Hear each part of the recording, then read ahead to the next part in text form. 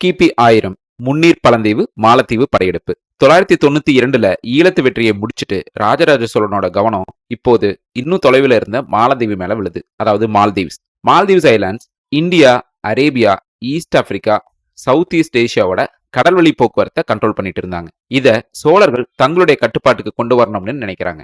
கிபி 1000 வருடத்துல நாகப்பட்டினம்ல இருந்து சுமார் 400 கப்பல்கள் கொண்ட சோழ பெரும்படை 1200 கிலோமீட்டர் தூரத்துல இருந்த மால்தீவ்ஸை நோக்கி புறப்படுது. மால்தீவ்ஸ சோழ கல்வெட்டுகள்ல மலைதீப தேசம்னும் ராஜராஜ சோழன் மெய்கீர்த்தியில முன்னீர் பழந்தீவு அப்படின்னும் இருக்கும். சோழ பெரும்படை மால்தீவ்ஸை முற்றுகையிட்டு அவர்களை தோக்கடிச்சு மொத்த தீவையும் அவர்களோட கட்டுப்பாட்டுக்கு கொண்டு வராங்க. இந்த வெற்றியினால இந்திய பெருங்கடலோட மொத்த கடல்வழி போக்குவரத்தையும் ராஜராஜ சோழன் சோழர்கள் கண்ட்ரோல்ல கொண்டு வராரு. கிபி 1000 வருடத்துல ஆசியாவின் மிகப்பெரிய கப்பல் படையா சோழ கப்பற்படை இருக்கு. ராஜராஜ சோழன் கடல்களின் பேரரசர் ஆகிறாரு. மீண்டும் அடுத்த அத்தியாயத்துல சந்திப்போம். நன்றி, வணக்கம்.